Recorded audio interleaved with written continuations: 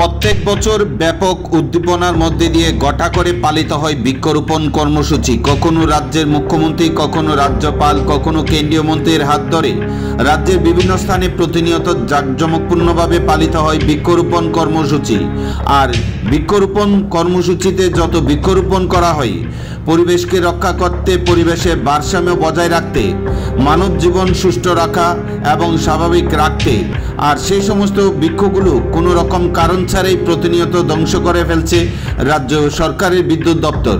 বিদ্যুৎ দপ্তরের দায়িত্ব জ্ঞানহীনতা কাণ্ডে বিশালগড় থেকে গোলাঘাটি যাওয়ার মূল সড়কের দুপাশে প্রচুর পরিমাণ গাছ কেটে উজাড় করে দিয়েছে বিদ্যুৎ কর্মীরা বৃহস্পতিবার সকাল থেকে দুপুর 2:30 পর্যন্ত।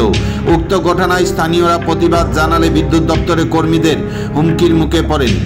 যেখানে রাজ্য সরকার, রাজ্যের নেতামন্ত্রী, এমনকি বিদ্যুৎ মন্ত্রীও বিভিন্ন সময় উষ্ণায়ন নিয়ে গলা ফাটাতে দেখা যায়, কিন্তু বাস্তব তার সম্পূর্ণ উল্টো। বিশালগড় থেকে গোলাঘাটি যাওয়ার রাস্তার দুই পাশে লাগানো হয়েছিল প্রচুর সংখ্যক বিভিন্ন প্রকারের ফলের গাছ, যেগুলি স্থানীয়দের লালন পালনে বেড়ে ওঠে।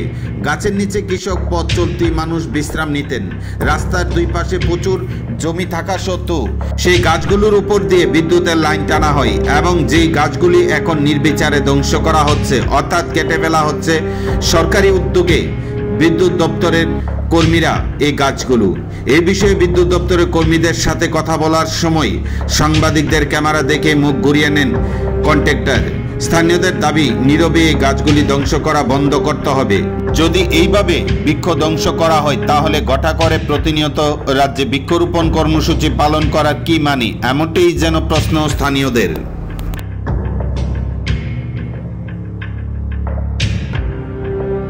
কি সমস্যা আপনার? কি সমস্যা? মনে করে আইতে যাইতে খুব কষ্ট পাইতেছি।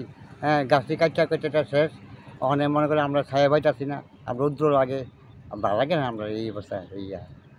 মানে কি কারণে গাছগুলো কাটতেছে? কি কারণে? ওই কারেন্টটাকে উঠিলে কাটতেছে। অন কি করেন? আমরা তো কিছু করার নাই, কি কমু?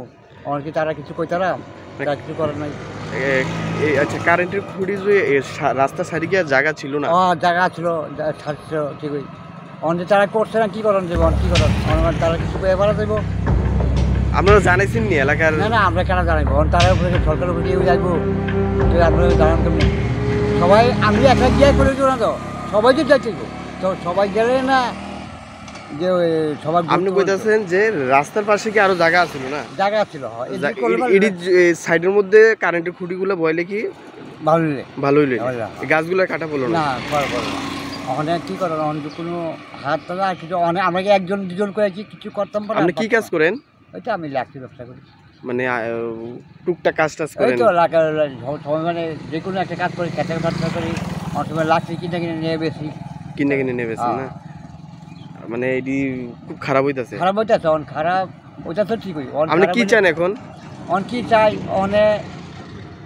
আমরা করলে কি আর হইব?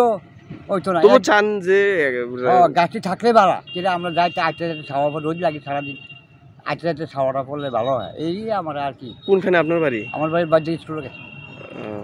এখন এটা কোন জায়গা? এটা হলো গোলাঘাটি বাইপাসের পরই গোলাঘাটি রোড। এটা গোলাঘাটি রুট, রুটটা তো গোলাঘাটি রুট। এটা তো বিশালগড়ের এরিয়া, বিশাল এরিয়া। আমরা তো মনে করেন আমার বাড়ি কসবা, আমরা গোলাঘাটি এলাকা। বিশালগড় যাইতে লইছিলেন? বিশাল যাইতে নিছিলাম, রোদ্র লাগে, যাইতে ছায়া নাই। আগে তো ছায়া লাগতো। আপনি ওই কন্ট্রাক্টরে জানাইছিলেন নি ওই যে কারেন্টের? না, তা আমি একলা করে জানি কি করাম? আমার লোক 5 জন থাকলে আমি জানতাম। আমার লোকে আমি একলা গিয়া কইলে আমার কি কন্ট্রাক্টর আমার কথা শুনবো?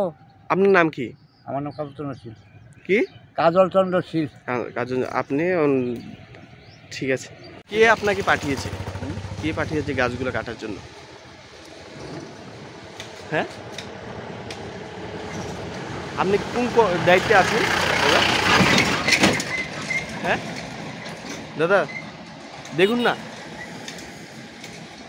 কথা বলুন দাদা।